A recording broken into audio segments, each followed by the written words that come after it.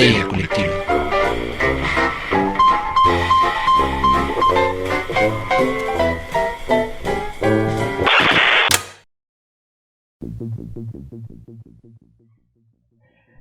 Esto es Histeria Colectiva, el programa donde Fernando Santamaría, el Dr. Braham y Ricardo Medina se sientan en el círculo de invocación a abrir la caja de Pandora y volarse la tapa de los sesos platicando sobre ficción, magia, ocultismo, casos supernaturales, literatura y todo lo que tenga que ver con la cultura del horror. Buenos días, buenas tardes, buenas noches, donde sea que se encuentren, a la hora que se encuentren escuchando esto. Muchas gracias por donar un poco de su ancho de banda para llevar todo el terror a sus oídos.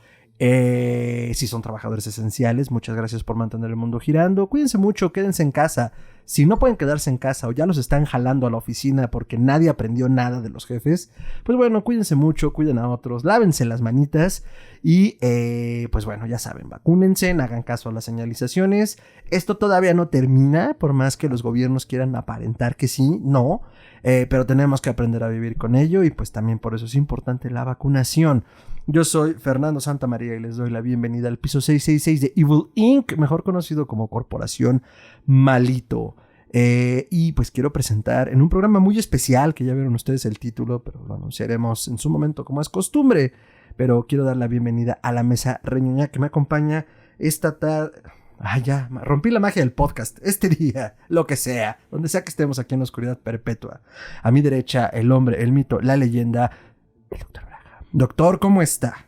Hola, ¿qué tal a todos? Aquí feliz porque ahora sí que venimos a platicar de un tema súper interesante con un invitado de lujo. ¡Oh, sí!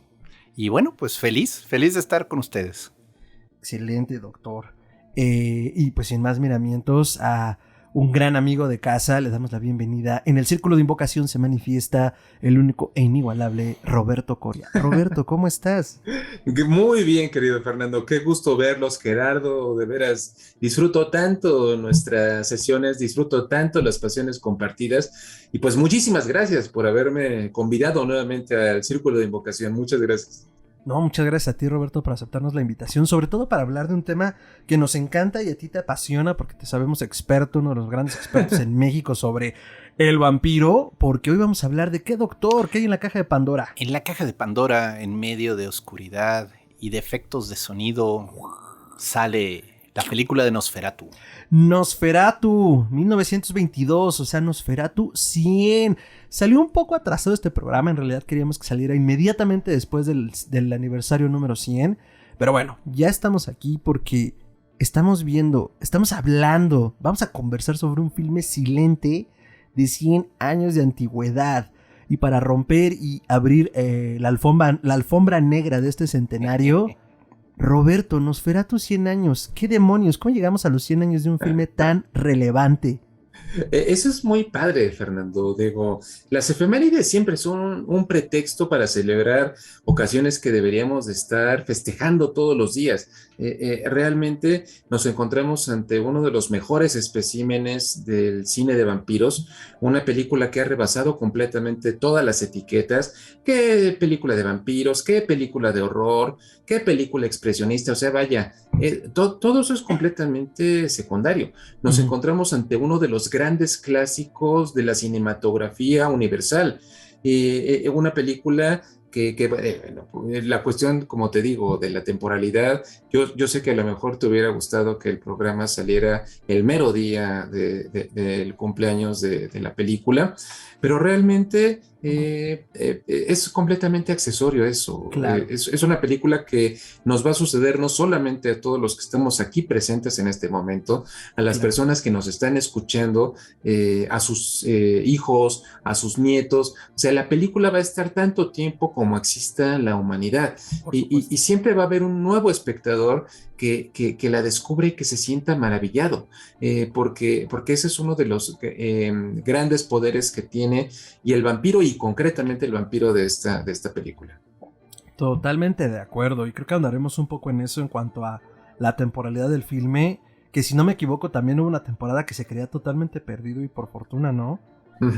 Y bueno, justo la temporalidad del vampiro, ¿no? Pero Nosferatu 100, doctor. Bueno, a ver, yo lo que puedo decir de esa película, porque voy a hablar de mi primera impresión, ¿no? Me acuerdo que la vi por primera vez en el Canal 11.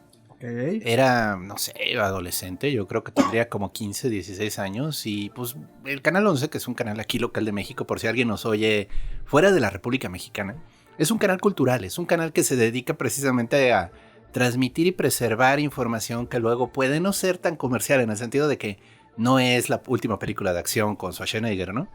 Entonces, a mí me maravilló, o sea, yo la agarré como a la mitad, ya cuando está el Conde Orlok, ya por salir del castillo, y me atrapó, porque ya sabes, uno está así como que cambiando canales y de repente comienzas, ¿qué es eso? Claro, alguna vez había visto alguna escena, alguna foto, pero me maravilló sobre todo el lenguaje del cine mudo, porque, de nuevo, estamos hablando de una época en la que pues todo era blanco y negro. Perdón, es chistoso hablar de lenguaje si estamos hablando de un filme silente, ¿no? Pero la capacidad claro, de poder transmitirlo a través de un formato tan nuevo como el cine. Pero los efectos, o sea, vaya, los efectos prácticos especiales, vamos a llamarlo así, porque obviamente pues con la tecnología de hoy pues eso se ve hasta infantil, ¿no? Claro. Y sin embargo con efectos muy prácticos de repente medio detener la escena, adelantar la escena, hacerlo un poco más rápido, jugar con las sombras, jugar con las luces, te comienzas a meter en esta historia y no importa que sea vieja, no importa que esté en silencio. Realmente estás transportado por la magia del cine a esa historia de, pues bueno, que todos conocemos, ¿no? Porque esta película está basada, pues obviamente en Drácula, ¿no? Sin embargo, pues vamos a hablar también de esa, yo supongo, de que no fue tan sencillo para el director hacer los derechos y prefirió, pues ahora sí que hacer su propia versión de ese cuento. Claro, no pelearse con la familia Stoker, ¿no? Era mala idea. Claro. Mi primer contacto con Nosferatu en realidad fue hace muchos años, pero a ver, es que esto lo he contado en otros programas. Yo no me dedicaba a esto, amigos. Yo no sabía de mi vena terrorífica. O sea, yo era una persona de a pie que se asustaba con lo que tenía que asustarse. Hasta que llegó a mí, ¿no? En forma de dos amigos locos, Eric y Nina, que nos mandamos un saludo, que me metieron en Psicofonías Podcast y me hicieron darme cuenta que me gustaba el terror. Pero pues yo Nosferatu lo conocía como cultura general. Y la verdad ni siquiera estoy seguro cuándo lo vi. Igual, hace 5 años, 10, 15. Pero la revisité justo para este programa porque digo, como parte de la cultura general, sabes que existe, que los 100 años, que más Shrek, que si era vampiro, que si no era vampiro, todo lo que hay alrededor de ella. Pero sentarme a revisitar el clásico ya con estos nuevos ojos fue una maravilla. Y era lo que le decía a Gerardo. A ver, es que yo no me acordaba las sensaciones que te imprime, que por más costuras y más infantil, como decías, que se puedan ver los efectos, te transmite un algo, desde la actuación de Shrek hasta la manera en la que manejan los efectos, los filtros, las atmósferas, y que tú dijiste algo importante fuera del aire antes de que comenzáramos, que decía creo que un amigo tuyo, ¿no? Que en ese momento existió como esa cúspide de manejar el cine silente. Sí, los alemanes manejaban ya muy bien el cine mudo y en blanco y negro, o sea, lo tenían al dedazo, porque de esa época y se siente. También hay muy buenas películas, o sea, no solo Nosferatu.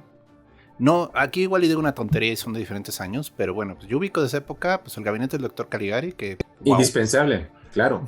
Nosferatu y Metrópolis. Así son como las tres películas que te dicen, esto se podía hacer con el cine mudo en esa época.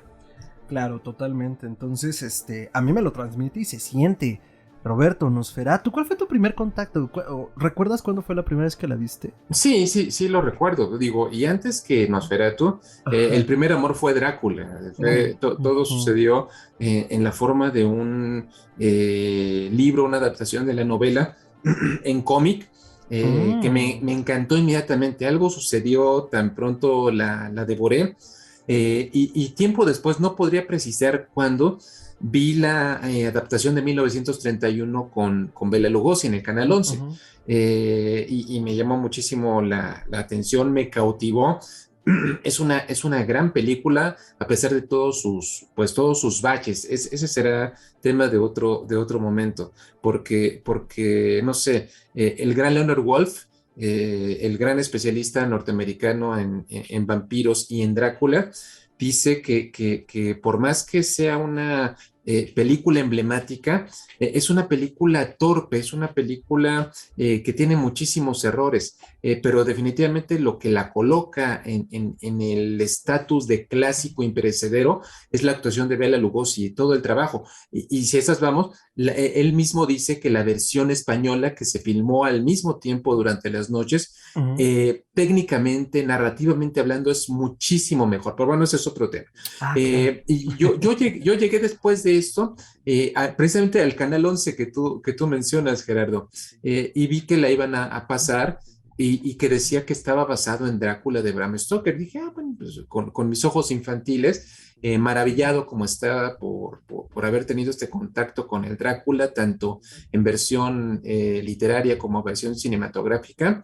Y cuando vi la película, cuando terminé de verlo, sí, quedé completamente maravillado. Noté inmediatamente los puntos en común con el libro de Bram Stoker. Y era más que evidente todo lo que se distanciaba de la novela. Pero sobre todo lo más importante, lo más escalofriante, es la imagen de Max Schreck con esta calva, orejón, con las uñas larguísimas, con los dientes incisivos como un roedor, con una mirada penetrante, perturbadora. O sea, hay un momento en que, por ejemplo, Uther, el protagonista, está descansando y ya en el castillo Orlok, y se abre la puerta y sale el cuate. Sí, o sea, claro. yo reto a cualquier niño a que no se asuste al momento de ver esa imagen. Y bueno, como te digo, es una película que por méritos propios brilla y se coloca con toda la dignidad, para mí, como una de las mejores adaptaciones de Drácula. Más adelante exploraremos qué tan legítima fue, o qué tanto, porque muchas personas la quieren demeritar precisamente por su procedencia ilegítima, apócrifa. Pero yo creo que tiene tantos méritos que la elevan a un estatus clásico inmortal. Sí, por supuesto. A mí lo que siempre me ha sacado de onda, digo, aparte de los movimientos, porque era la cámara, ¿no? La rigidez del Conde Orlok. Se siente que es un cadáver, o sea, se siente que está tieso por el rigor mortis. Vaya, se mueve. Pero no se mueve fluidito, o sea, no está bailando vals, o sea, claro no. Y eso está muy padre, muy bien logrado. Sí, no es Gary Oldman lamiendo la navaja. Tiene su encanto. Tiene su encanto la de Ford Coppola, la verdad, pero sí, hay momentos en los que yo prefiero la versión de Nosferatu. Ese vampiro sí me da miedo, o sea, perdón, pero yo al Conde Orlok sí no lo quiero encontrar nunca. Es que es insólito, o sea, justo por los movimientos, la antinaturalidad, los ojos tan abiertos. Incluso que estábamos viendo, ¿no? Esta versión que tiene como en inglés y en algún momento le dice, oye, qué bonito el cuello de tu esposa. Y ves al Conde Orlok con esa gente y dice, su hermano, o sea, yo entiendo que quieres venderle una casa, pero hay barreras, hay fronteras que un vampiro no debería cruzar y Orlok las cruza de una forma tan creepy. Bueno, eso ya es un poco la burla de este deseo inglés. Vaya, viene desde la novela de Drácula. Sí, deseo de los ingleses de comerciar y de hacer dinero con todo, que no les importa venderle a un vampiro una propiedad en Inglaterra. O sea, es así como de... Hello, no es buena idea. De acuerdo, pero eso es insólito a la vista, ¿no? Sí. Es la gentrificación en pleno. Sí, exacto. Vaya que sí.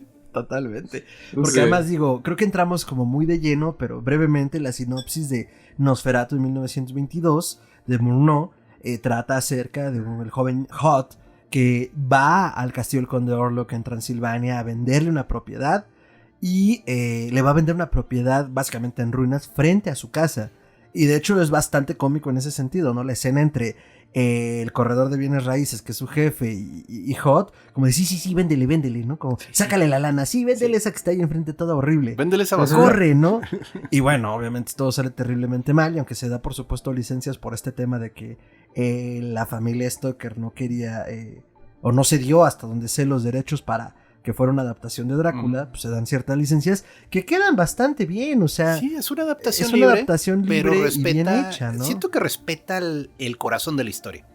Igual el Sí. doctor Van Helsing es un poco torpe en esta historia, pero la verdad cuenta la historia bien. O sea, el mito del monstruo que viene de lejos y que llega y comienza a matar gente, a mí me gustó mucho. ¿Tú te sabes bien el chisme de los derechos de autor, de que por qué no lo aceptaron o cuál fue el problema? Completamente, querido. Digo, antes de pasar a eso, mencionaban ustedes, yo creo que es una muy buena adaptación en el sentido que con los recursos narrativos que había en ese momento en la incipiente industria cinematográfica, yo pienso que es la mejor manera que pudieron llevar una historia tan complicada, con tantos personajes. Si ustedes se acuerdan, Drácula está narrada de manera epistolar. Sí. Está compuesta por entradas de diario, por grabaciones fonográficas, por recortes de periódico, por la bitácora de un barco que está maldito. Pero llevarla tal cual sería muy complicado. Francis Ford Coppola tuvo que esperar 100 años para poderla hacer de una manera más cercana, aunque, insisto, Drácula no es una historia de amor. No. Eso que nos vendieron del amor nunca muere, y he cruzado océanos de tiempo para encontrarte. Eso me choca, pero le perdono todo eso por la fidelidad que tiene para la obra original. O sea, es la primera que respeta todo el dramatis personae. Quincy Morris, el millonario tejano valiente, heroico, que se sacrifica para matar al vampiro, a él no lo habían incluido en ninguna película anterior a Francis Ford Coppola. Pero bueno, me desvié. Sobre la cuestión de los derechos de autor, Gerardo, sí es muy interesante. Corría el mes de abril de 1922. Florence Balcombe, viuda de Bram Stoker, era una mujer de 65 años en este momento. Era una mujer que estuvo todo el tiempo junto a Bram Stoker hasta que le sobrevino la muerte en 1912, la misma semana del hundimiento del Titanic. Y vaya, pues obviamente la muerte de su esposo, antes que eso, el que se haya incendiado el Teatro Lyceum, que era su fuente de ingresos, eso los obligó a poco a ir bajando su estatus, su vida lujosa, su vida acomodada. Ellos se codeaban con todas las personalidades artísticas y culturales de la época, pero poco a poco esto fue disminuyendo. Ella se tuvo que instalar en una vivienda muy humilde.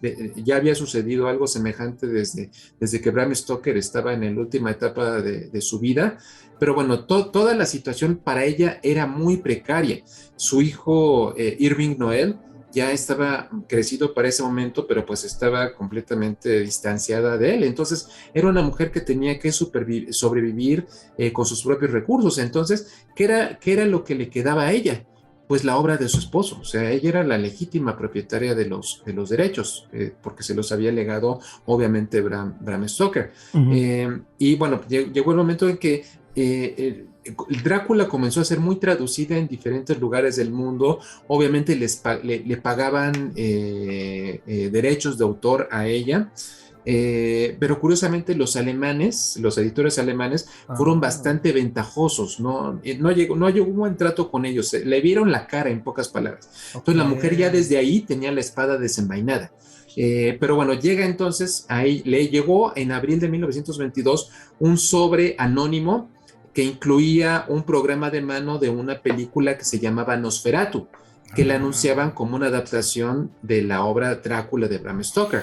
E inmediatamente ella montó en cólera con todo el derecho del mundo. Dijo, ¿cómo hicieron una película y a mí no me pagaron derechos de autor? Ni me preguntaron, ¿no? Ni le pidieron permiso, que yo siempre he pensado, digo, Alvin Grau y Enrico Dieckmann, los productores de la película, yo digo que si se hubieran acercado a ella y le hubieran un poco empalagado el oído, le hubieran dicho, mire, señora Stoker, a nosotros nos interesa muchísimo que conozca la gente, la obra de su esposo, y pues nosotros tenemos una pequeña compañía productora, sería este nuestro primer largometraje, y queremos adaptar la obra de su esposo. Mire, no tenemos dinero que ofrecerle, porque eso es cierto, Prana Films estaba en muchas dificultades económicas desde su inicio, y si le hubieran dicho eso, yo estoy seguro que ella les habría dado su bendición y de alguna manera habría avalado el proyecto. Pero bueno, todo esto terminó diciendo, no, ella pagó, ella por cierto no le había pagado cuota de ingreso a la Sociedad de Autores de Londres, pagó su cuota, no me acuerdo cuántas libras fue, pero fue algo muy económico, pero ya con la protección de la Sociedad de Autores de Londres, ellos le metieron el pleito de su vida a Prana Films, un pleito legal que duró cerca de 2 años, que terminó con la idea de que ellos prefirieron declararse en bancarrota para no pagarle derechos, como digo, legítimamente a Florence Stoker. Y bueno, al final, como ellos se negaron a pagar, trataron de conciliar la situación. Y bueno, la corte finalmente en Alemania lo que resolvió a favor de Florence Stoker es que todas las copias de Nosferatu debían ser destruidas. Por fortuna para nosotros, algunas copias fugitivas escaparon del escrutinio legal, y es por eso que las podemos, hoy en día la podemos conocer. Hay seguramente en YouTube, ya han buscado tanto sus escuchas como ustedes, versiones de Nosferatu, y la cuestión es que hay muchas versiones diferentes, porque algunas llegaron a Estados Unidos, algunas llegaron de manera ilegítima a Londres, y bueno, se encontraron, se me olvidó, Berriatúa, se me olvidó su nombre, en España, encontró en 1977 una copia original del negativo de Nosferatu, la restauraron, por eso hay tantas maneras de verla, afortunadamente. Pero bueno, eso demuestra la perdurabilidad del vampiro. El vampiro se negó a morir, el vampiro escapó al fuego, y es por eso que la podemos disfrutar. Explotó en pequeños murciélaguitos que se fueron volando a todos lados. Y superó a su enemigo más mortal a la fecha: los abogados. Los derechos de autor. Ténganle miedo a esos. No, pero a ver, es que justo Roberto nos está ayudando a echar luz en este episodio que yo conocía por oídas, ¿no? A ver, o sea, decidieron declararse en bancarrota con tal de no pagarle un peso. Y digo, yo entiendo que no tuvieran el dinero, pero como dice Roberto, primero te acercas. Bueno, ya te demandaron. Pues concilias. A ver, la señora detentaba los derechos. Yo digo, en la manera de pedir está el dar, Fernando. Claro, claro. Y la misma situación, a mí se me han acercado personas pidiéndome que les asesore criminalísticamente hablando proyectos de largometraje. Y si el proyecto me parece verdaderamente interesante y tiene algo que ofrecer, si ellos me lo han dicho abiertamente, no tenemos dinero para pagarte honorarios, hacemos, ¿no? Pero te garantizamos que si esto funciona como nosotros deseamos y nos la compran en tal lugar, y en el momento que comience a haber ingresos, claro, yo te voy a dar un porcentaje, te lo firmo. Yo muchas veces he dicho, basta la palabra de caballeros para mí. La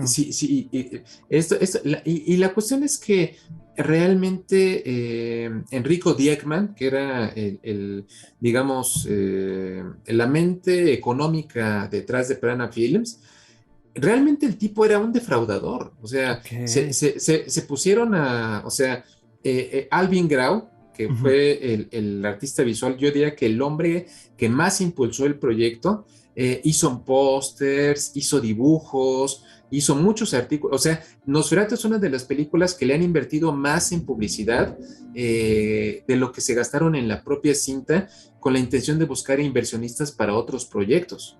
Bueno, desgraciadamente ese fue el primero y único proyecto de Prana Films y por poco no lo conocemos. Pues para bien y para mal, digo, porque si me lo preguntas, eso soy yo, Karma. Pero pues bueno, al menos obtuvimos esta primera versión. Yo creo que aquí hay que diferenciar dos puntos. Uno es el talento creativo del director y de toda la gente que estuvo creando este proyecto, que se ve que le echaron mucho corazón. Sí. Porque no es una película mala, o sea, inmediatamente te das cuenta. No, es una película estupenda.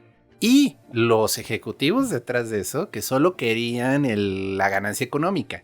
¿Quieres decir que esto siempre ha pasado, Gerardo? Me temo que sí. Claro que sí. Entonces, aquí es donde da pena, ¿no? O sea, porque dices, bueno, el mérito creativo de la película no se niega. No, claro. Es una pena que hayan sido unos truanes los que estaban detrás de las direcciones importantes de la ejecución, ¿no? O sea, vaya, los dueños del lugar, pues sí, tenían toda la pinta de bandidos. Sí, totalmente. Entonces es una pena porque, bueno, pero pues al final se hizo justicia. O sea, yo creo que también hay que darle la razón a la viuda de Stoker porque pues, era lo único que le quedó de su marido, o sea. No, y además, como bien nos plantea Roberto, insisto, y de ahí empieza mi comentario. La señora era viuda, se lo legó su marido. La principal fuente de ingresos fue mermada por el incendio. Oye, hermano, solo estoy tratando de sobrevivir. Soy una viuda tratando de justo. Soy una viuda tratando de comer, o sea. No, sí, es cierto, porque realmente en muchos recuentos Florence siempre queda como la mala por haber impulsado esto. Y realmente lo único que ella estaba haciendo era tratar de ejercer el legítimo derecho que tenía. Defender su patrimonio. Por eso, la verdad, ella no le podemos culpar nada. Y yo diría que esto debería de ser un muy buen pretexto para la vindicación de la figura de Florence Stoker. Sí, fíjate que la semana pasada, en un programa que me invitaron, Miguel Muñoz, el conductor, que se llama El Síndrome de Renfield, su programa, él me dijo, en tu obra de teatro, en El hombre que fue Drácula, le diste con todo a Florence Stoker, le diste hasta con la cubeta, así dijo.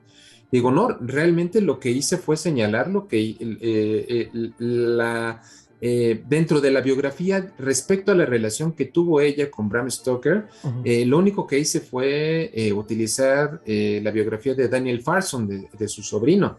Pero vaya, Florence era la mujer de su época. La situación de la mujer en el periodo victoriano no era muy diferente a la situación de la mujer en estos días. Me imagino. A las mujeres victorianas esperaban que fueran unas damas impecables, que les hicieran fastuosas cenas a sus invitados, de sus esposos, para que quedaran muy bien. Esperaban que criaran a los hijos de manera estupenda. Florence, pero como te digo, Florence fue una mujer de su época. Florence, hija de un militar, por ejemplo, era una mujer que estaba acostumbrada al lujo, a la opulencia, y de repente, ¿qué pasa cuando ya no lo tienes? Entonces, de lo único que se podía asir era precisamente del trabajo de su difunto esposo. Sí. Además hay que considerar un poco los tiempos. O sea, acababa de terminar la Primera Guerra Mundial. Sí. Y pues, no era un periodo fácil, o sea, en la posguerra hubo cierta crisis económica pesada. Y Alemania también, vaya, no sé si ya estaba la República de Weimar en ese entonces, pero Alemania está a punto de caer en una de las peores crisis económicas de su historia, o sea, que luego permitió que subiera el fascismo. Pero el punto está que yo no creo que los ingleses vieran con buenos ojos a los alemanes. Cortesía de la Primera Guerra Mundial que se acababan de chutar. Sí, claro. Y así como de, estos desgraciados alemanes están queriéndose volar la obra de mi marido. O sea, ya desde ahí viene todo un odio justificado patriótico. Exacto. Que dices, pues sí. Y fíjate, está la otra cuestión. Hay recuentos. Florence murió a los 75 años de edad. Jamás vio Nosferatu.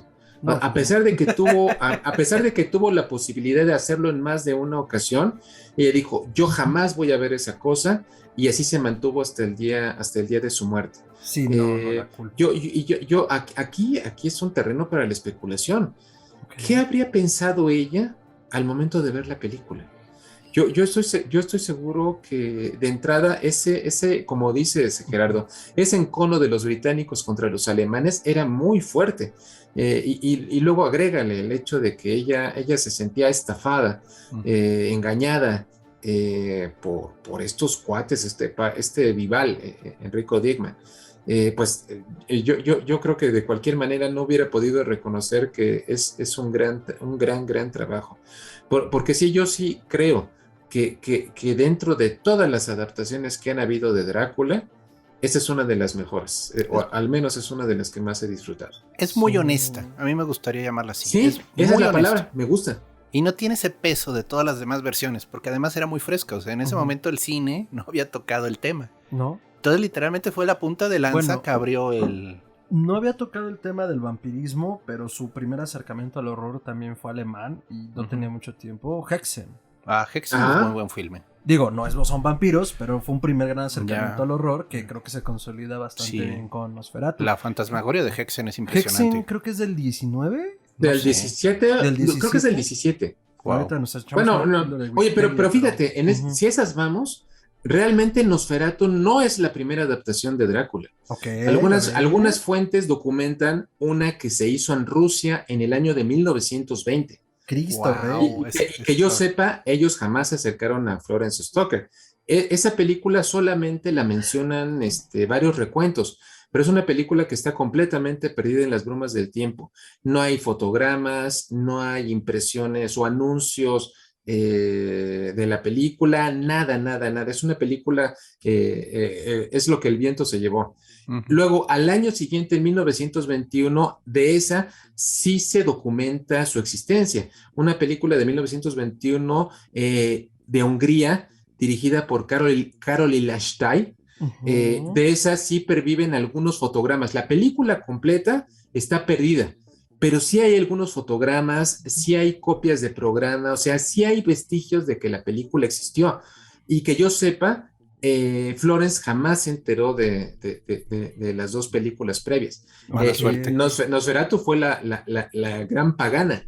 Porque además, pues, por lo que decías, ¿no? A esta sí le hicieron un gran movimiento de mercadotecnia en ese sentido, pues iba a llegar a sus oídos. Ahora, nos corrijo, según la píldora de Wikipedia, Hexen, película dirigida por Benjamin Christensen, es sueca, se completó en el 20, pero se estrenó hasta el 22. O sea, el mismo año que se estrenaba Nosferatu, se estrenó Hexen. Gran momento para el horror, gran año para el horror. Es que sí, exacto, fue un muy buen año. Wow, bueno. Ahora, de las preguntas así, digo, aprovechándote, Roberto, discúlpame, es que ahora sí que tenemos aquí. Pues aquí estoy, yo soy feliz. Murnau como director, o sea, sé poquito de él, o sea, no es así como que ahorita me surge la duda, o sea, ¿él hizo otra cosa relevante en el género del horror? Vaya, dentro del horror como tal, no. Frederick Wilhelm Plumpe era su nombre real, su nombre artístico Frederick Wilhelm Murnau. Tuvo una carrera abundante dentro de la incipiente cinematografía alemana. Tal vez, él estuvo en las filas, se notaba en sus producciones su profunda influencia en el mundo del teatro. Él perteneció a la compañía de Max Reinhardt, el gran dramaturgo de su tiempo. Y de hecho hubo una adaptación que dirigió del Mayor de Zalamea, basada en el texto de Calderón de la Barca. Y esa película estaba protagonizada por un hombre llamado Max Schreck. Entonces, de aquí es posiblemente el vínculo, el primer acercamiento al que va a ser su protagonista en el futuro. Bueno, Murnau siguió teniendo una carrera, pero hacia 1926 migró a Hollywood. Se lo llevó Hollywood como lo hizo con muchos artistas alemanes para su naciente industria cinematográfica. Pues le salvaron la vida. De hecho, Murnau comenzó a trabajar, tal vez una de las películas más notables es una película que se llamaba Sunrise, de 1927, Amanecer. Era un drama. Pero fue un drama que recibió muchísimos reconocimientos. Tuvo nominaciones y sobre todo para mejor actriz en la primera entrega de los premios Oscar. O sea, Murnau estaba comenzando a tener una carrera, estaba comenzando a despuntar en Hollywood, pero el año siguiente murió trágicamente en un accidente de auto y quedó ahí finalmente su carrera. Pero definitivamente en el terreno del horror, su mejor espécimen, o al menos el más notable, siempre va a ser Nosferatu. Claro. Ya, ok. Entonces fue de estos directores alemanes que se trajeron vaya, para Hollywood, para revitalizar, por así decirlo, la industria, ¿no? Sí. Sí, porque ahorita me estoy tratando de acordar. Sí. Hay una película también de estas del 28 que, bueno, no es de terror propiamente, pero a mí me causa cosa. Se llama El hombre que ríe. De Conrad Beat. Sí. Y Conrad Beat también era un actor alemán, ¿no? Se lo llevaron para allá. Bueno, y de hecho esta es la base para el Guasón en Batman, pero esa es otra historia.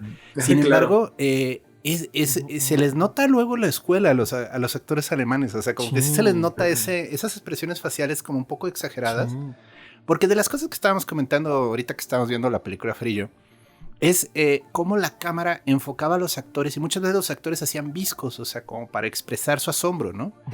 Que obviamente eso ahorita, pues para nosotros está totalmente fuera de lugar, ¿no? Pero el lenguaje del cine mudo probablemente era la manera en la que el actor expresaba ese asombro y tenían que tener estas expresiones tan exageradas, a veces desencajadas, porque era la manera de transmitir sin palabras lo que estaban sintiendo, viendo o experimentando, ¿no? Ok, entonces se fue, pues eso murió en un accidente trágico, pero es que toda la industria del cine alemana, cuando subieron los nazis, se fue, pero por la alcantarilla, o sea. Claro. Sí, se convirtió en propaganda totalmente. Sí, ¿no? Y luego todo lo que, o sea, si no les caías bien a los nazis, te perseguían toda tu obra y la declaraban inadecuada, y pues adiós, o sea, literalmente, bye. ¿No? Y es que el impresionismo alemán, digo, extendiéndolo un poco sin irnos tanto por la tangente, pero es importante, es una base pura y dura para el cine noir, o sea, para también todo la estética del cine detectives posterior. Hay unas películas, le debe mucho al impresionismo alemán. Hay unas películas detectives así súper raras. Ahorita se me va el nombre de esta, que es de hecho la base del maletín en la de Pulp Fiction, que todo el tiempo tienen este maletín y el maletín nadie sabe lo que tiene, ¿no? Y la película precisamente termina en que la chica abre el maletín y se suelta a reír y se muere, ¿no? Y todo era en un drama de detectives así medio noir, ya sabes, el sujeto así como que tratando de encontrar cosas. Pero es así como que estoy viendo, esto es terror, pero dentro de género de detectives. Pero es thriller porque había creo que espías rusos, o sea, estaba rarísima la historia, o sea, era así como, ¿what? Deme 10. Y muy buena. Y fíjate, o sea, la verdad, digo, vamos a traer las cosas a un terreno que conocemos mejor. El otro día estaba viendo Beetlejuice de Tim Burton, una película de 1988.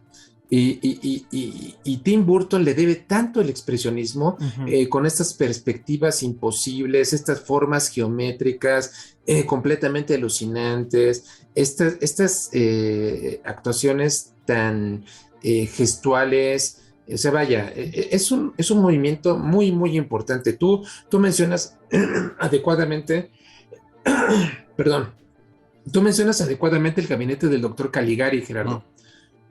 Muy buena película. A mí me dio pesadillas, te soy sincero. O sea, es una película que sí me comenzó a llevar en direcciones raras. Sí, pero a lo que voy, mi comentario iba precisamente a esta línea. Temporalmente hablando, Nosferatu podremos colocarla dentro de este periodo expresionista, pero si nosotros la analizamos, y ustedes que la acaban de ver hace unos minutos, chicos, es una película completamente diferente a toda la estética que abundaba en ese momento, porque de entrada, Nosferatu es una película que por motivos económicos principalmente, tiene que salirse a filmar en locaciones. O sea, sí utilizan estudios, los estudios de la Holla allá en Alemania los utilizaron para muchas tomas de interiores, pero toman la iniciativa de salirse al exterior. Entonces, vaya, eso rompe completamente todo lo que se conocía hasta ese momento. Y entonces se sale completamente de todos los estándares. Eso hace completamente diferente la película. Como les digo, podremos acomodarla dentro de este periodo, pero rompe completamente con todos los códigos que caracterizan a muchísimas producciones del momento. Otra cosa que debemos de agradecerles. Si ustedes se acuerdan, en Drácula el conde Drácula puede salir libremente a la luz del sol. Sí. Aunque reconoce que sus poderes no están en plenitud, Sí. que no tiene toda la capacidad que alcanzaría en las horas nocturnas, pero Nosferatu, una de tantas aportaciones es colocar al sol como enemigo en misericordia del vampiro. Acabo de ver hoy en la mañana, estaban pasando el ataúd del vampiro con Germán Robles. Y Germán Robles está haciendo la maldad y de repente escucha que canta el gallo y se tiene que ir corriendo de vuelta a su ataúd para no ser aniquilado por el sol. Y es que a partir de Nosferatu, el sol va a ser un enemigo mortal del vampiro. Todo aquel vampiro que sea alcanzado por los rayos del sol va a ser reducido irremediablemente a cenizas. Cuestión Oye, que no sucede en la novela. Esa licencia, ¿por qué crees que se la toman? Nada más por darle un elemento, o sea, vaya, como tratar o darle un arma al hombre contra el monstruo, o tendrán algún otro fundamento. Porque tienes razón, a partir de ahí jamás se ha vuelto, bueno, ya lo comentamos justo, creo que estabas con nosotros en ese programa, si no me equivoco, cuando hablábamos del Drácula de la BBC, que justo se desmitifican tantas cosas, entre ellas eso, y le decían a Drácula, es que te lo han contado tantos años que tú te lo creíste, tú te lo compraste, pero eso no te hace nada. Pero entonces, ¿de dónde se sacan esta licencia en Nosferatu? Pues yo pienso que es uno de los intentos y sobre todo eso se lo debemos a Enric Galín. Enric Galín, el escritor de la película, el autor del el libreto, él ya había escrito el largometraje del Golem, por ejemplo. Él ya dentro de la industria cinematográfica alemana era uno de los escritores pues más consolidados.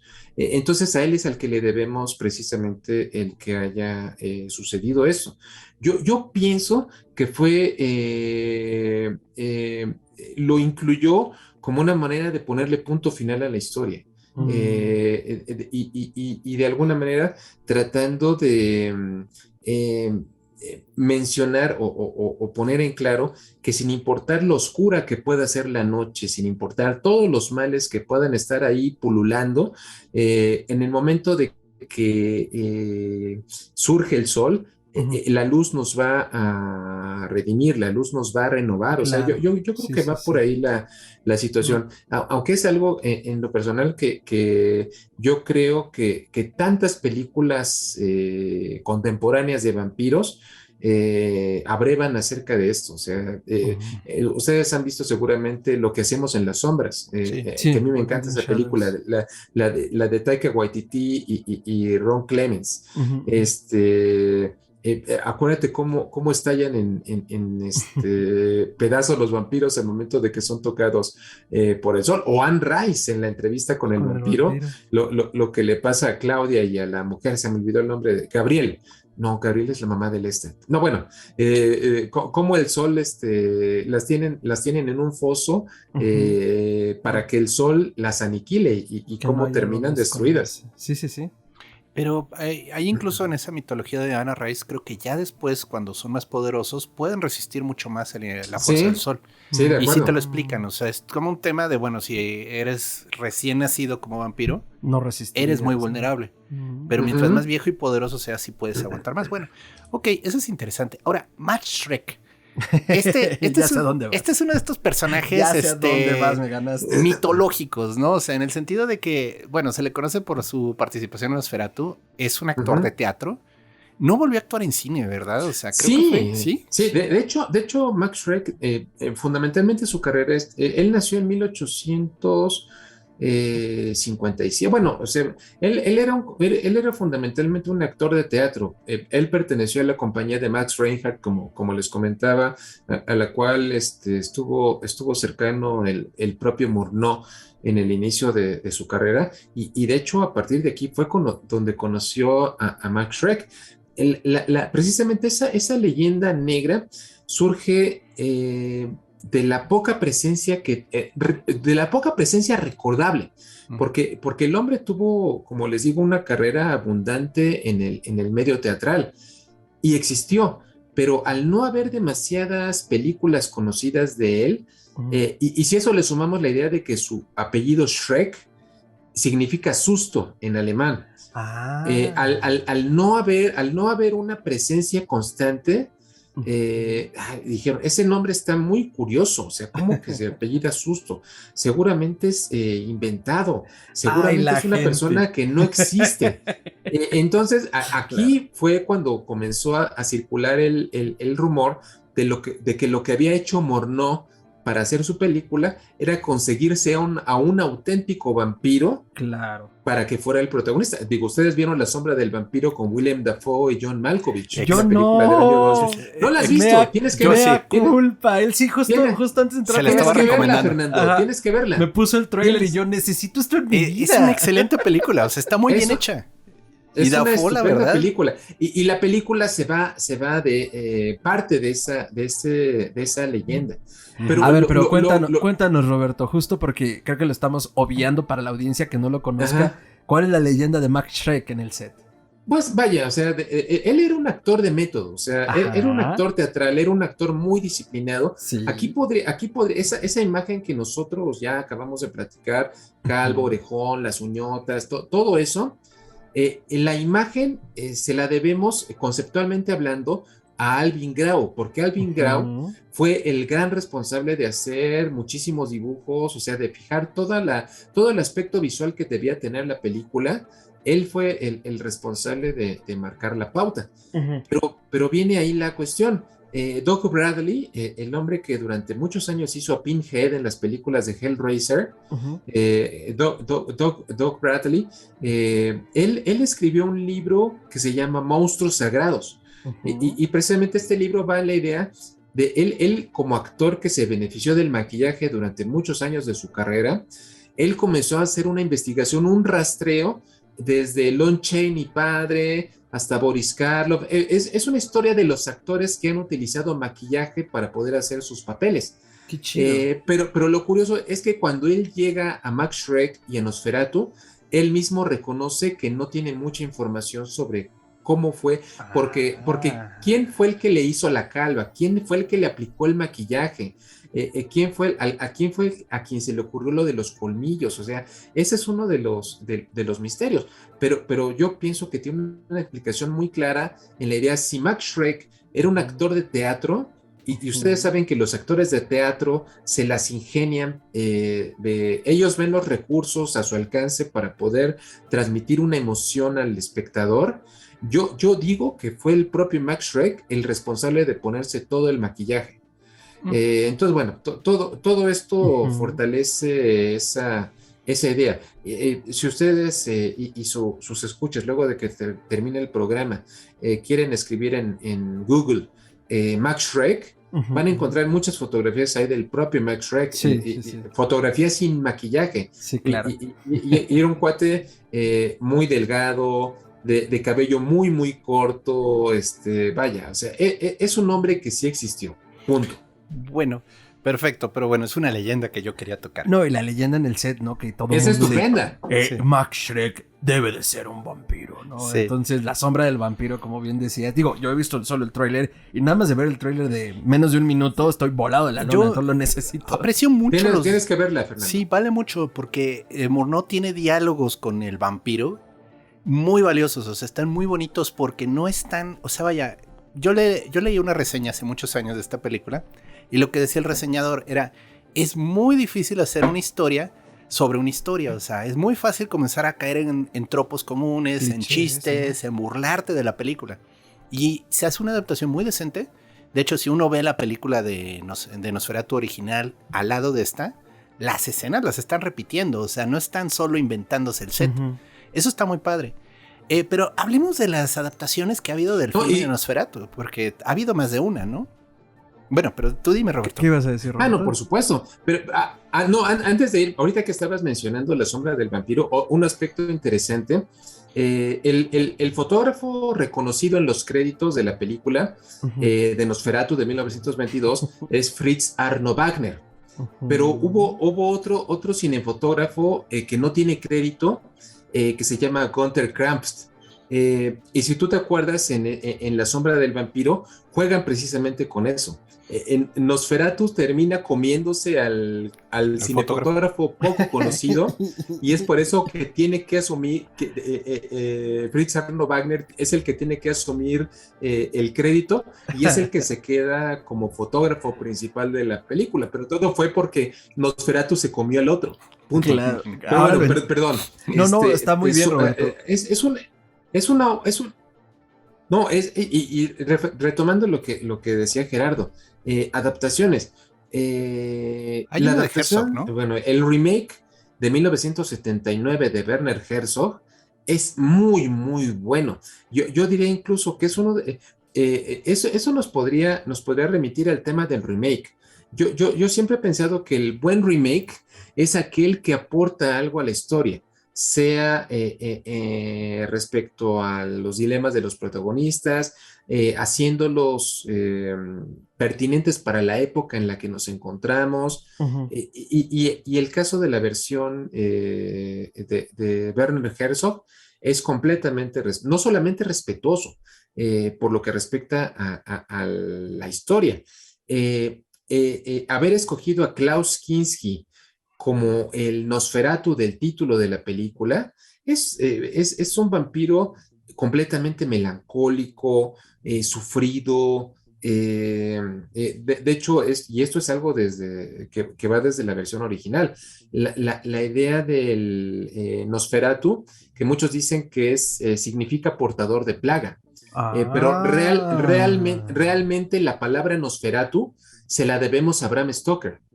Porque si ustedes se acuerdan, sí, en el capítulo, si no me equivoco, es el 18 de Drácula, cuando Van Helsing está dando una conferencia magistral a todos los cazadores de vampiros, a esta cofradía internacional, él les dice: el Nosferatu no muere como la abeja cuando pica una vez, por el contrario, se fortalece y tiene más energía para hacer el mal.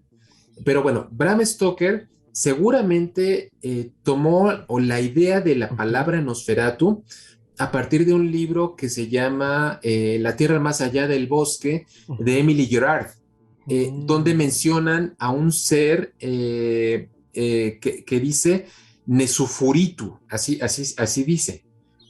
Y no sé si fue un error de Bram Stoker, no sé si fue una intención de él, o si simplemente entendió mal la palabra y por eso escribió Nosferatu.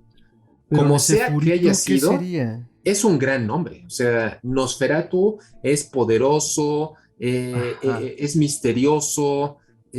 Seguramente la idea del Nosferatu viene del vocablo griego nosoforos, que significa no muerto. O sea, vaya, a lo mejor va por ahí, pero el punto es que si ustedes buscan en algún diccionario rumano, eslovaco, el rumano, el diccionario de la Europa Central que ustedes gusten y manden, si buscan la palabra Nosferatu no existe. Entonces, como digo, es uno de los resultados afortunados de la novela de Stoker. Pero es interesante, ¿no? Porque digo, a final de cuentas, Nosferatu acaba siendo necesario cambiarle el nombre porque Drácula no iba a entrar. Y entonces tienen que hacer ahora sí que a las prisas. Y su tarea. Hacerlo de otro modo, ¿no? Y esta película causa tanta impresión, tantas olas en el medio del cine, que luego tenemos adaptaciones e incluso historias de cómo hicieron la adaptación con un vampiro de veras, ¿no? Pero es increíble porque, vaya, de Drácula ha habido 1000 películas, pero Nosferatu tiene lo suyo, o sea, sí tiene ese por sí solo ya ese se nivel. Ha sostenido, ¿no? Sí, no necesita ayuda. Y todavía siguen haciendo adaptaciones. Ahorita anda circulando un póster que ya se demostró que es fake, de una adaptación de Eggers, con esta Anya Taylor-Joy, la de la bruja. Anya Taylor-Joy, ajá. Y William Dafoe, Nosferatu. Y todo indica que es meme, que fue falso, que todo el mundo brincó. Pero yo le apuntaba a Fer, es que esto es como el póster que salió de Beetlejuice 2. Hace como 5 años. Hace como 5 años y todo el mundo hizo ¡ah! Y me comenta Fer, pues ¿qué crees? Ya se está filmando. Están en pláticas y si todo sale bien, a mediados del 2022, en verano, se empieza a filmar. Entonces dices, bueno, pues igual y esta la lanzaron de bote pronto a ver si había respuesta. Y Pues yo sí mira, quisiera ver a William Dafoe. de entrada ese póster, como dicen, es falso completamente, o sea, pero el proyecto está más que confirmado. De hecho, Robert Eggers, sí, ¿Ves? Yo ya, te ya, dije. ya anunció que va a ser Nosferatu. O sea, eso es lo Sí. interesante. Muchos podrían tener miedo de qué es lo que va a pasar. Yo pienso que es un cuate que si han visto La Bruja o han visto El Faro, es un hombre que tiene todo el talento para hacer una buena revisitación Claro. de Nosferatu. No sé cómo vaya a ser la situación, no sé cuál sea el papel que vaya a ocupar su actriz fetiche Anya Taylor-Joyce.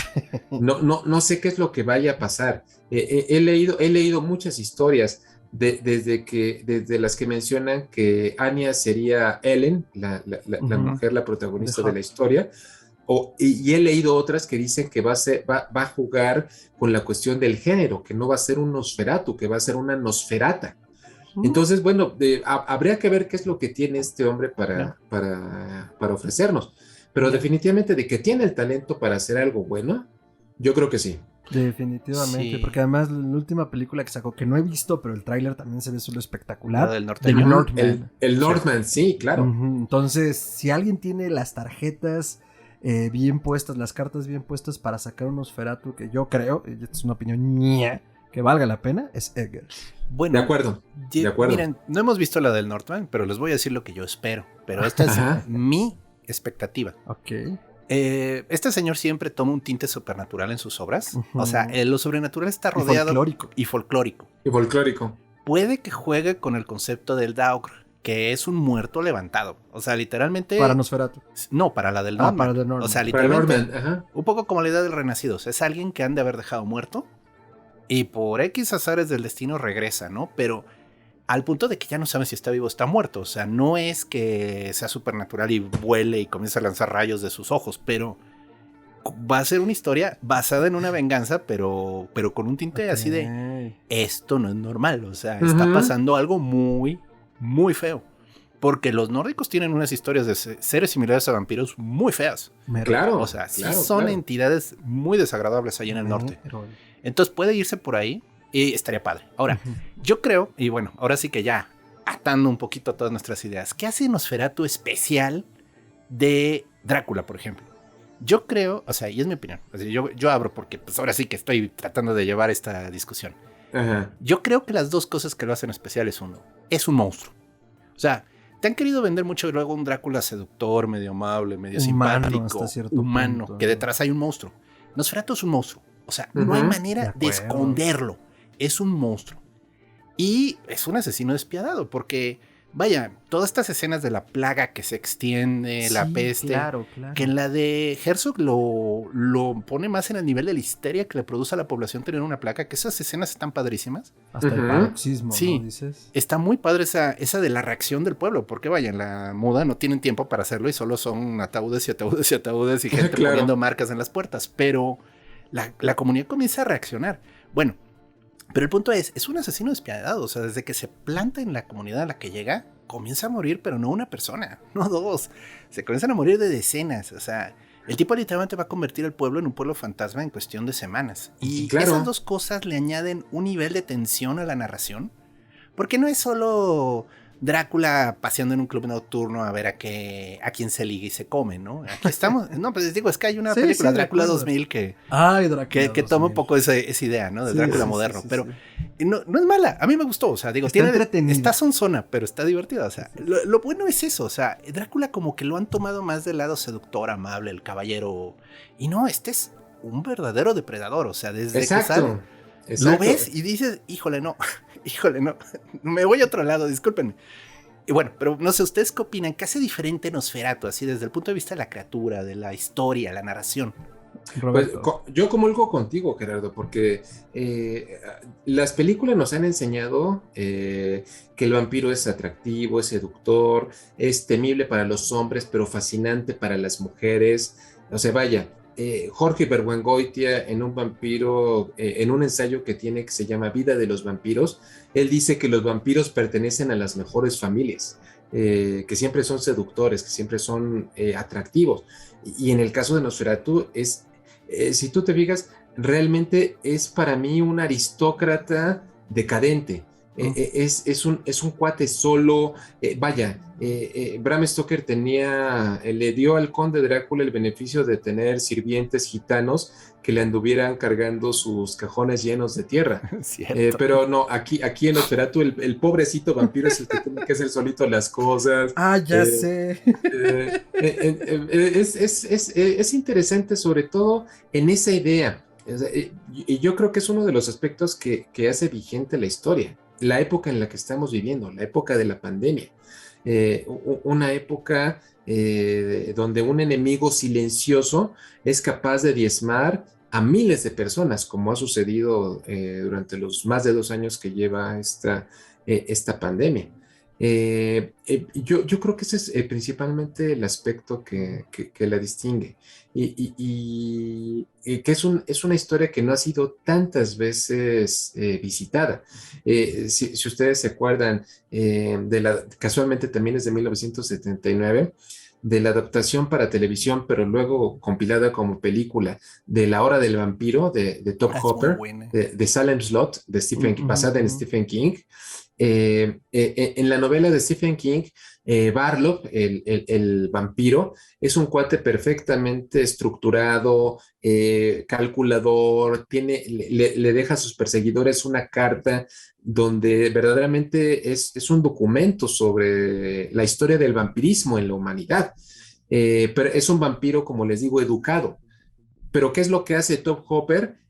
Lo manda todo eso a volar y lo que hace es que toma un Nosferatu, pero lo pone de piel azulácea y nada más se la pasa gruñendo y haciendo ruidos tenebrosos en toda la historia. Ese es uno de los aspectos que caracterizan a la historia y la hacen memorable. Ya, yo recuerdo, ahorita acaban de hacer una adaptación de Salem Slot, pero previa, ¿no? Que es una serie también de televisión. Ahorita, bueno, se me fue el nombre. ¿Ahorita hay más? No. No, tiene un nombre así como... se me fue el nombre ahorita, perdón, disculpen. No te preocupes, porque viene una nueva adaptación de Silent Blood, de hecho ya la están filmando, o sea, sí, o sea, ya la película ya debe de estar completada en este momento, no han liberado un trailer, pero viene una nueva versión de Silent Blood, a ver qué es lo que va a pasar. Tal vez a lo mejor tú, Gerardo, te refieres, hay un cuento de Stephen King que se llama Uno para el Camino, que podría ser visto más bien como un epílogo de Salem Slot. Es un cuento que viene en su compilación de cuentos Night Shift, aquí le pusieron El Umbral de la Noche, pero el cuento lo pueden encontrar sin dificultad en la red, se llama Uno para el Camino. Así que queda ahí para las recomendaciones. Chapelwaite se llama la serie. Ah, ok. Es una no, la verdad es que no conozco. Salió serie, es de hace como unos 6-7 meses, es una precuela. Y se centra mucho en el protagonista, en el vampiro. Ah, interesante. No la he visto, pero dicen que está basada en esa. Bueno, digo, de nuevo, son de esas derivaciones raras. Yo, ahorita hablando de esos vampiros cool, yo creo que el primer vampiro cool que vi, así hablando ya de lo que no es Nosferatu, Los Muchachos Perdidos, también una película buena, porque era esa especie del adolescente rebelde, pero con ese síndrome de Peter Pan, pero ¿qué crees? Es vampiro, además de todo. Ok. Entonces oye, qué padre, soy vampiro, soy adolescente, puedo fiestear toda la vida. Claro. Nada más, juventud desenfrenada, divino tesoro. El final es muy bueno, por cierto, esa película. Yo la disfruté mucho. Sí, Los Muchachos Perdidos me gusta mucho. Pero ya sí, y casualmente es una película que también estamos celebrando su cumpleaños, Gerardo. ¿Ah, sí? Es una película de 1987. Okay. Está cumpliendo 35 años. Wow, cómo pasa el tiempo, Dios. Y si esas vamos, ya que estamos en eso, de ese mismo año de 1987, hay una película de Catherine Bigelow que se llama Near Dark. Aquí le pusieron Al caer la oscuridad. A mí me encantan Los Muchachos Perdidos, pero si me preguntan cuál prefiero, yo responderé que es Near Dark. En ese año, para mí es la mejor película de vampiros que existe. Y Los Muchachos Perdidos, recalco, es maravillosa, me encanta. Sí, esa no tardan en hacerle un remake, conociendo a Hollywood.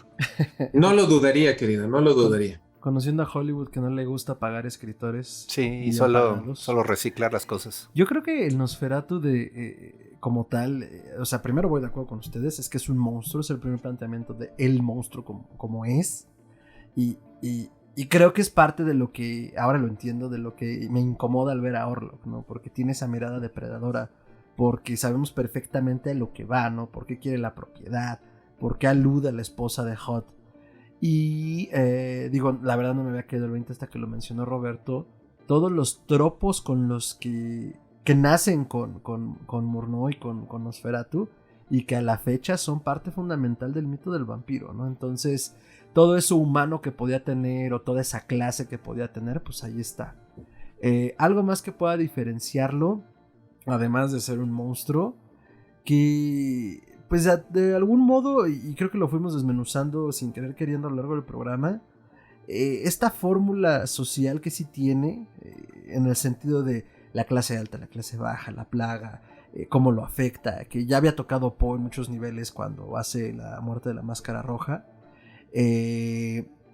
lo plantea muy bien puesto, porque creo que, y no sé, me corregirán aquí mismo si no, pero creo que Stoker realmente no lo hace con esa intención, e incluso yo creo que en Nosferatu tampoco, pero al final se entiende así, por la bronca de cómo nace, porque no respeta los derechos de la viuda, porque al mismo tiempo después las influencias que tiene, pues al final sí, o sea, este caballero inglés, y creo que por ejemplo en la de Coppola también alude a esa opulencia, ¿no? Bastante como de este señor, que en un principio el abogado dice este es un señor muy rancio, pero ya luego se da cuenta que es un vampiro, pero al final está buscando con esa posición de poder, pues alimentarse, punto, ¿no? Entonces, bueno, al final de cuentas creo que esa naturaleza y eso se lo da de un u otro modo Nosferatu, queriendo o no queriendo en muchos sentidos, ¿no? Sí. Bueno, sí. O sea, yo como lo veo es que mucho del tema, o sea, y de nuevo, puede que no haya sido la intención de Bram Stoker, pero es interesante cómo los nobles siempre se les dice que tienen sangre azul, ¿no? Y esta es una especie de decadencia de la sangre azul, o sea, es llevar ya la nobleza a la putrefacción, vamos a dejarlo así. De acuerdo. Un noble que se niega a morir y que depreda de la gente a su alrededor. O sea, vaya, ya es muy comentario social, pero el punto es, algo de verdad tiene. Sí. Ahorita hay una nota que yo la leí y dije, ay Dios, esto se ve demasiado ficción y es verdad.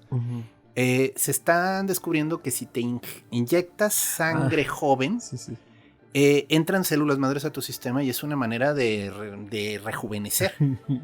Y obviamente es un tratamiento carísimo y de ricos, ¿no? Yo dije, Dios, esto está tan cerca del vampirismo que ya no es divertido, o sea, ya es chistoso. Ya vamos a tener estrellas de Hollywood de 200 años de edad que parecen de 25 porque tienen a su establo de gente que están drenando. Y digo, han de pagarles un dinero porque bueno, todo es capitalismo en esta época, ¿no? Ajá. Pero imagínate. Imagínate. Pues es que, por ejemplo, Marta de Baile tuiteó hace unos días. Ay, Dios. No, a ver, es que la vejez no es natural, es una enfermedad. Y yo, no, ¿por qué? Blade Runner 2099. No, qué horror. Sí, no. A ver, entiendo que en principio uno dice, sí, claro, a ver, nuestro cuerpo se está oxidando todos los días. Y en un concepto muy sci-fi, si encontráramos la manera de evitar la oxidación, en teoría deberíamos dejar de envejecer. No, eso pero eso es como, o sea, una cosa muy etérea, ¿no? No, ya da miedo, o sea. Pero ya que gente diga, no, a ver, es una enfermedad el envejecer. No, hermana, se llama vivir. No. Es la vida. Hay un autor de bestsellers de los años 90 que se llama Irving Wallace, a lo mejor lo han llegado a leer. Él escribió una novela que se llamaba El Proyecto Paloma. Y era precisamente la búsqueda, bueno, por el secreto, digamos, de la eterna juventud, podremos decirlo de esa manera. Okay. Y realmente menciona lo obvio, o sea, si ahorita la situación de sobrepoblación, de dificultad para obtener un empleo, los recursos naturales, el agua, si la expectativa de vida de las personas en promedio son 80 años de edad, o sea, imagínense cómo sería la situación de una persona que pudiera vivir, no 90 años, que pudiera vivir 250 años. O sea, sería catastrófico el que, o sea, tenemos una fecha de caducidad por algo. No podemos alterar el curso de la historia. Sería Y esa es una de las cosas que a mí siempre me ha dado muchísima ansiedad de parte del vampiro. O sea, imagínense ver morir a todas las personas que aman. Debe de ser verdaderamente terrible. A mí no me gustaría en lo personal. No, y el choque cultural. O sea, porque digo, si de por sí ahorita naces en los 70s y ya llegas al 2020 y de repente dices, ¿y estos jóvenes y el TikTok qué onda, no? Ajá. Ahora imagínate un vampiro que esté desde la época de la colonia. No, a ver. O sea, imagínate. En términos realistas, yo creo que sería virtualmente imposible que se adaptara a los cambios. No, o sea, simplemente saldría a comer y regresaría a su casa a encerrarse y no saber nada del mundo. Qué horror. Muy bien, amigos. Wow. Pues ha sido un viaje maravilloso desde el impresionismo alemán, pasando por todas las iteraciones que hemos recordado ahora del vampiro. Si hemos olvidado alguna y llegaste hasta acá, puedes ponerlo en la caja de comentarios y ahí seguimos echando el cotorreo a gusto. Pero antes de cerrar este programa, Roberto, cuéntanos en qué andas, porque justo por los 100 años de Nosferatu yo sé que tú andas en algo especial, cuéntanoslo todo. Sí, digo, hay afortunadamente muchas cosas, Fernando. Mañana 15 de marzo empiezo un curso virtual en Fábrica de Historias. De hecho, tú ya nos has acompañado en un par de ocasiones como alumno distinguido. El alumno que anticipa todo lo que le va a decir el maestro. Claro que no, pues llegué a aprender por eso. No, muchas gracias, pues, Roberto. Empieza otro curso virtual que precisamente se llama, el curso le pusimos #Nosferatu100, donde todo lo que platicamos ahorita lo vamos a desmenuzar, pero con mayor amplitud. Además de que, por ejemplo, dentro de mis dos invitadas, una de ellas es Natalia Cadillo. Natalia Cadillo para mí es nuestra gran especialista en John Polidori. Es una mujer que desde su cuenta de Twitter, @JohnWPolidori, ha hecho tanto por reivindicar la obra fundacional de la literatura de vampiros. Ella nos va a dar una clase sobre lo que platicábamos. ¿Qué pasa? ¿Nosferatu es sinónimo de vampiro o qué? Entonces, ella nos va a dar una clase muy amplia de esto desde el punto de vista del folclore. Luisa Iglesias Arvide, que también es amante de las culturas y las criaturas de la noche, y es conductora de la primera emisión del noticiario del Instituto Mexicano de la Radio. Ella nos va a dar una clase sobre cine expresionista. O sea, vaya, el curso va a estar muy padre. Ojalá que nos... Ya seguramente en tus redes sociales, en mis redes sociales, mi cuenta de Twitter es @rcoriamonter, pues ya les estaremos platicando. Y en otro sentido, eso ya los últimos días de marzo, el 26 de marzo concretamente, empieza la Feria Internacional del Libro del Palacio de Minería. Cierto. Y empiezan las jornadas de literatura de horror, en este caso las séptimas, las segundas en modalidad virtual. El tema es 2022, año de vampiros, y tendremos una primera sesión ese día 26, donde Vicente Quirarte, Aurora Piñeiro de la Facultad de Filosofía y Letras del Colegio de Letras Inglesas y Luisa Iglesias Arvide vamos a platicar acerca de todas las repercusiones que ha tenido Drácula hasta nuestros días, porque bueno, es una novela que en 2022 se cumplen 125 años de su primera publicación. Wow. Entonces, eso va a ser. Y el día 3 de abril, ya ahí vamos a dedicarle una fiesta de cumpleaños a Nosferatu. Nos va a acompañar, Natalia Cadillo nos va a volver a acompañar para esa mesa. Y particularmente a mí me interesa mucho de la participación de Hugo Villa Smith, que es el director de la Filmoteca de la UNAM. Es abogado, pero es un abogado especializado en derechos de autor.